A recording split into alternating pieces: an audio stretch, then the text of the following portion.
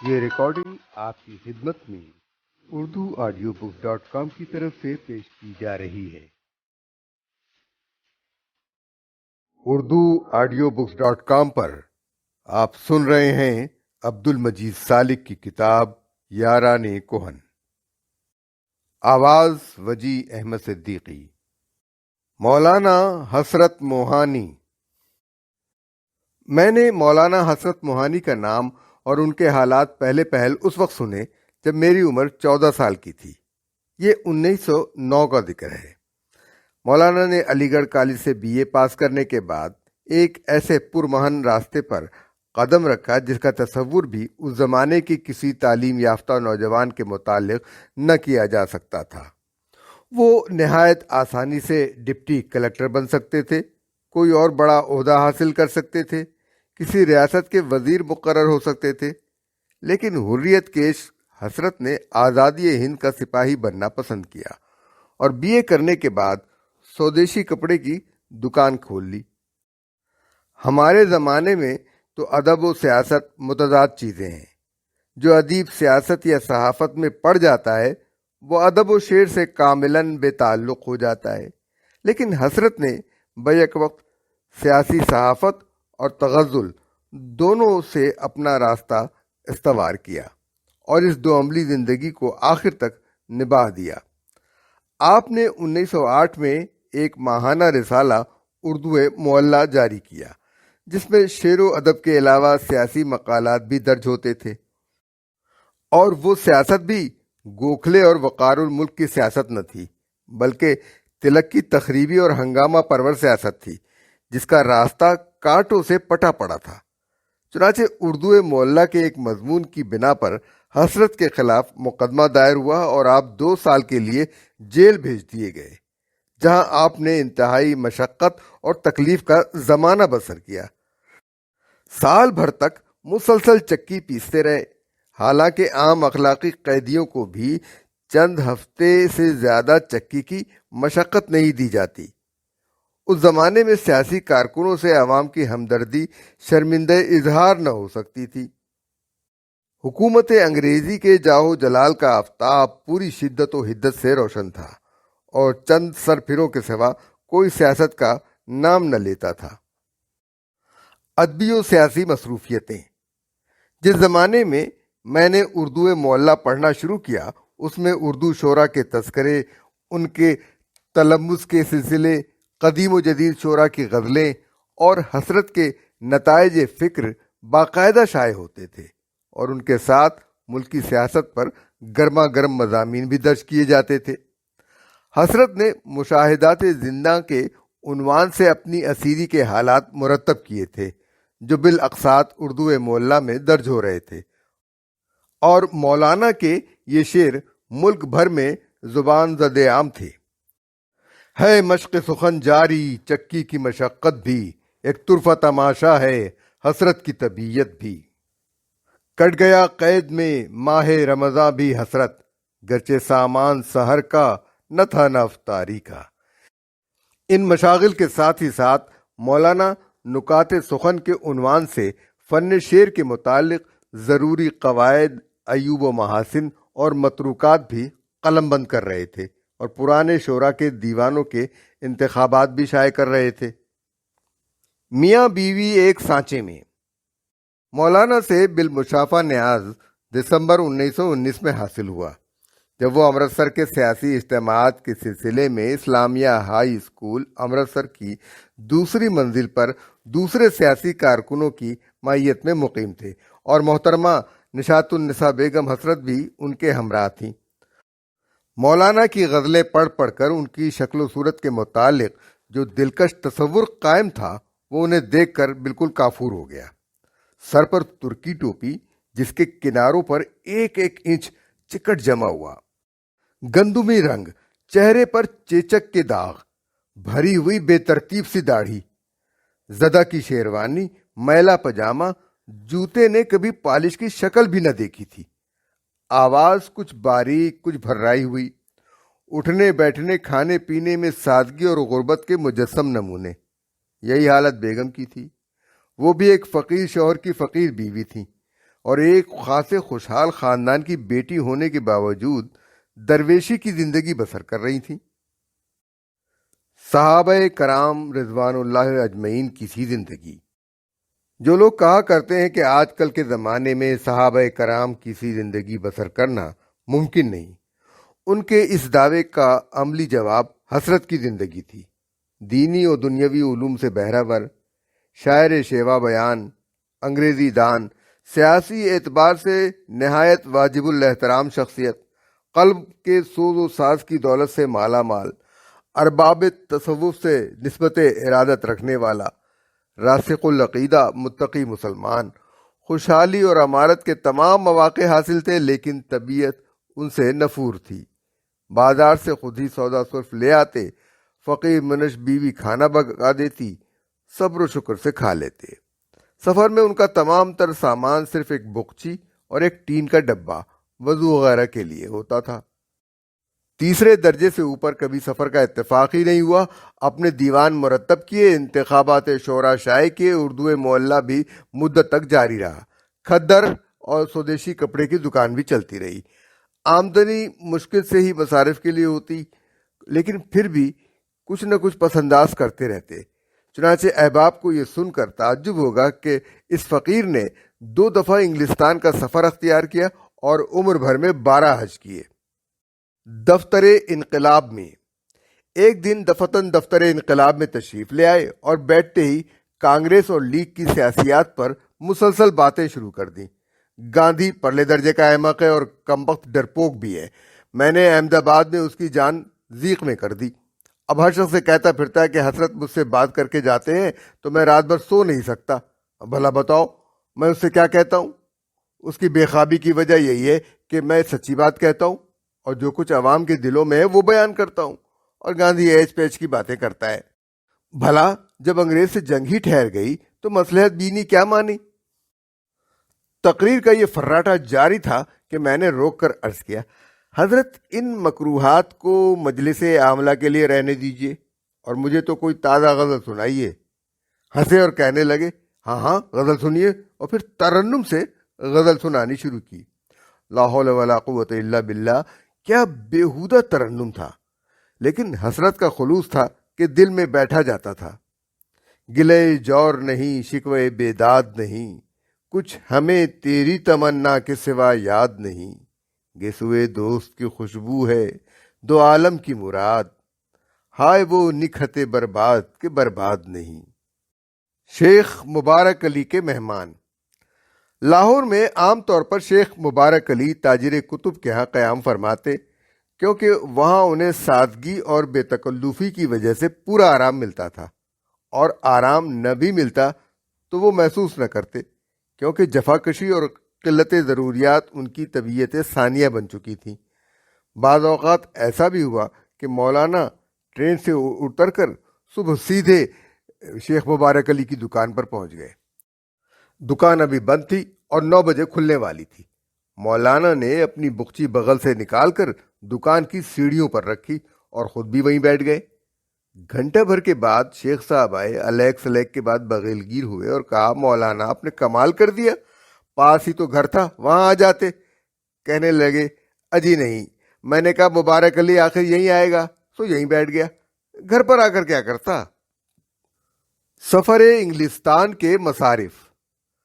انہی دنوں زمیندار کے دفتر میں ملاقات ہوئی۔ مولانا انگلستان سے واپس آئے تھے اور عقیدت مندوں کے جھرمٹ میں بیٹھے ہوئے وہاں کے حالات سنا رہے تھے۔ میں نے پوچھا، مولانا آپ کو غالباً اللہ نے چھپڑ پھاڑ کر بہت سی دولت دے دی ہے، کیونکہ آپ 2 دفعہ انگلستان ہو آئے ہیں۔ کہنے لگے، انگلستان جانے پر کون سی دولت خرچ ہوتی ہے؟ میں نے کہا، آخر چند ہزار روپے تو صرف ہو ہی جاتے ہیں۔ کہنے لگے، میں تو 400 روپے میں انگلستان چلا بھی جاتا ہوں اور واپس بھی آ جاتا ہوں۔ عرض کیا، حضرت وہ ترکیب ہمیں بھی بتا دیجئے۔ کہنے لگے، حساب لگائیے، لاہور سے کراچی تک 3rd کلاس کا کرایہ 10 روپے، اس زمانے میں کرایہ یہی تھا۔ کراچی سے ساحلی جہاز کے عرصے پر خلیج فارس میں بصرہ پہنچ گئے، 37 روپے لگتے ہیں۔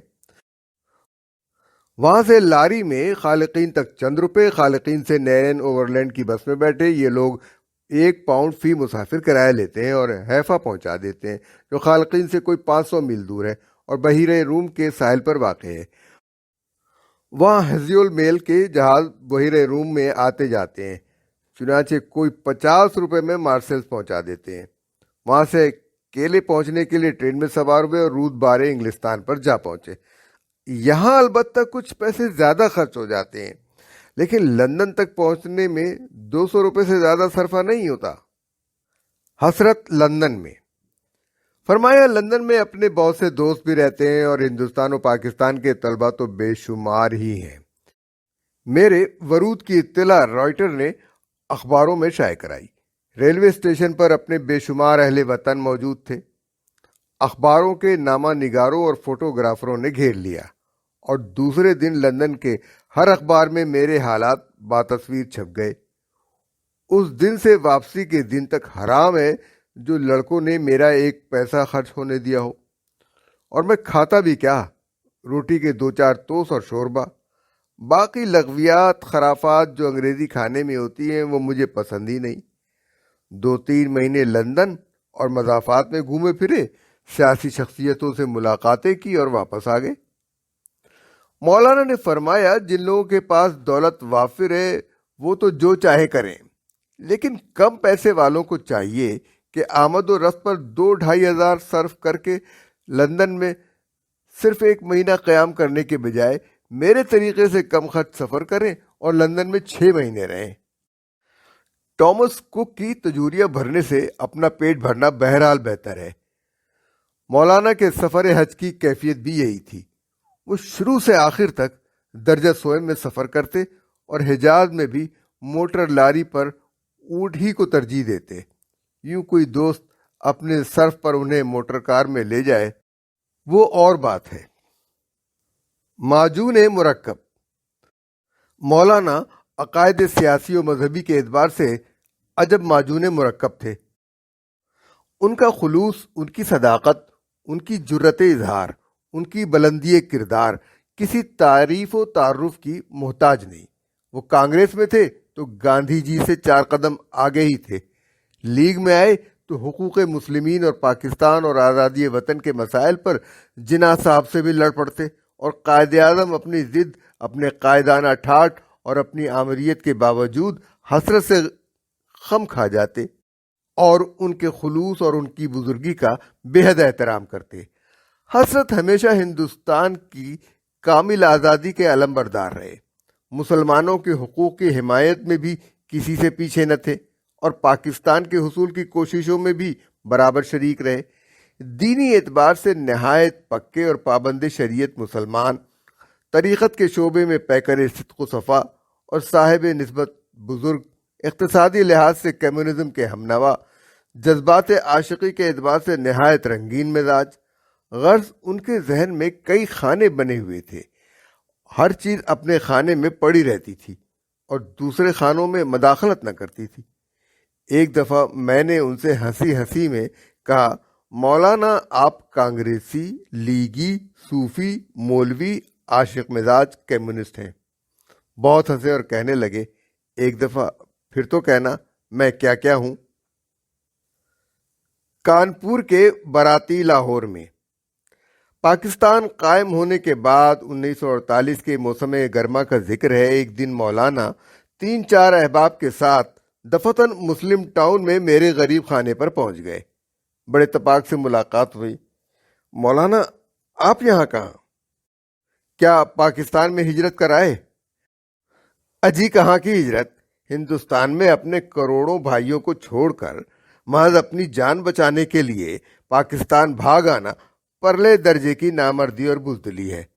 میں تو وہیں ڈٹا ہوا ہوں اور وہیں رہوں اور وہیں مروں گا۔ زیادہ سے زیادہ یہی ہوگا کہ مجھے کوئی سرفرا ہندو مار ڈالے گا، پھر کیا ہے، آخر مرنا ہی ہے، شہادت کا رتبہ حاصل ہو تو اور کیا چاہیے۔ میں نے پوچھا، آپ کیسے تشریف لائے؟ فرمایا، اجی وہ کانپور کے تاجر ہیں نا، حاجی محمد صدیق، ان کے لڑکے کی شادی یہاں ماڈل ٹاؤن کے خاندان میں ہوئی ہے۔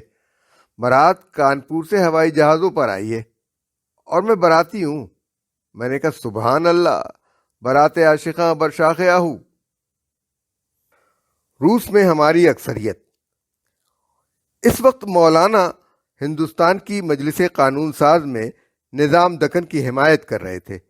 میں نے کہا مولانا کسی کمیونسٹ کو کسی ریاست کے والی کی حمایت کرتے نہیں دیکھا، یہ بھی آپ ہی کی خصوصیت ہے۔ اس پر مولانا نے کہا جو آپ کہا کرتے ہیں کہ میں مسلمان اور کانگریسی اور لیگی اور صوفی اور عاشق مزاج اور کمیونسٹ ہوں، اس میں ایک چیز کا اور اضافہ کر لیجئے، ہر مسئلہ اپنی جگہ ہے، کمیونزم اپنی جگہ ہے اور مسلمانوں کی حمایت اپنی جگہ ہے۔ اس صحبت میں ایک بڑے مزے کی بات مولانا نے فرمائی کہ اگر پاکستان، افغانستان اور ایران بھی سوویت یونین میں شامل ہو جائیں اور ان تینوں ملکوں میں جمہوریہ، شورائیہ، اشتراکیہ کا نظام قائم ہو جائے تو روس میں ہماری اکثریت ہو جائے۔ میں نے کہا ہماری سے کیا مراد؟ کہنے لگے مسلمانوں کی۔ میں نے اس پر قہقہ لگایا۔ کہنے لگے آپ ہنستے کیوں ہیں؟ میں نے کہا اکثریت تو جمہوریت میں مؤثر ہوتی ہے، ڈکٹیٹری میں کیسی اکثریت؟ میاں افتخار کی کوٹھی پر۔ پاکستان میں مولانا کی آخری تشریف آوری اکتوبر 1950 میں ہوئی، جب وہ اپنے 12ویں حج سے واپس آئے تھے۔ چند روز کراچی میں رہے۔ افسوس ہے کہ خداوندان حکومت اور اکابر شہر نے ان کی شایع نشان پذیرائی میں غفلت کی۔ مولانا کو تو ان باتوں سے کوئی سروکار نہ تھا، لیکن ان کے عقیدت مندوں کو صدمہ ہوا۔ جب مولانا نے کراچی سے لاہور کا عزم کیا تو میاں افتخار الدین نے وہیں سے لاہور اپنے کارکنان اخبارات کو ٹیلی فون کر کے ہدایت کی کہ مولانا کو ریلوے اسٹیشن سے سیدھے میری کوٹھی لے جاؤ اور ان کے قیام اور آسائش کا بندوبست کرو۔ دوسرے دن مسٹر احمد بشیر اور دوسرے نوجوان ریلوے اسٹیشن پر پہنچے۔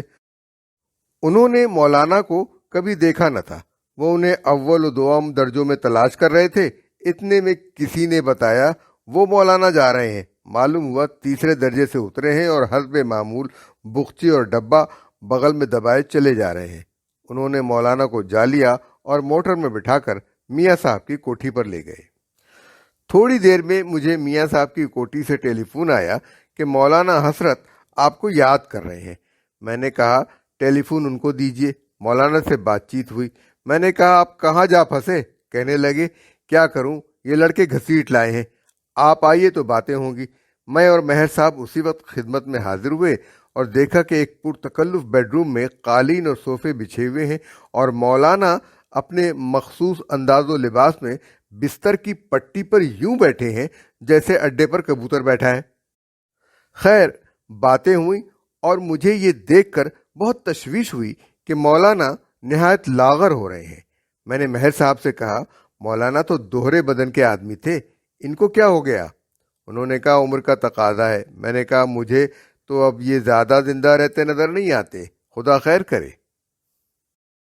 پھر شیخ مبارک علی کے ہاں ہم ملاقات کر کے واپس آ گئے۔ دوپہر کو جب میں شہر گیا تو کسی کام کے لیے امروز میں مولانا چراغ حسن حسرت سے ملنے کے لیے اتر گیا۔ وہاں مولانا حسرت موہانی اپنے ہم تخلص کے ساتھ گپ زنی میں مصروف تھے۔ میں پہنچا تو کہنے لگے آپ خوب آئے، چلیے اب مجھے شیخ مبارک علی کے ہاں پہنچا دیجیے۔ میں تو میاں افتخار کی کوٹھی کے شاہی ساز و سامان سے گھبرا گیا، اپنی بخچی اٹھا کے بھاگ آیا ہوں۔ میں نے مولانا کو شیخ صاحب کے ہاں پہنچا دیا، جہاں وہ نہایت مسرور اور محلہ بالطبع ہو کر دوستوں سے گفتگو میں مصروف ہو گئے۔ یونیورسٹی ہال میں ایک جلسہ ہوا جس کا مقصد یہ تھا کہ مولانا کا کلام سنا جائے، لیکن وہاں مولانا نے شاعری کی مختلف قسموں، عاشقانہ، فاسقانہ، عارفانہ، مضحکانہ اور خدا جانے کیا کیا پر تقریر شروع کر دی، جس میں کوئی خاص بات نہ تھی، لیکن ان کی بزرگی کے لحاظ سے حاضرین نے نہایت احترام سے ان کی باتیں سنی اور جلسہ ختم ہوا۔ 12 مئی 1951 کو یہ خبر اہل ذوق پر بجلی کی طرح گری کہ شہنشاہ تغزل سید الاحرار مولانا حسرت موہانی کا انتقال ہو گیا۔ آپ نے 77 سال کی عمر پائی۔ اللہ مغفرت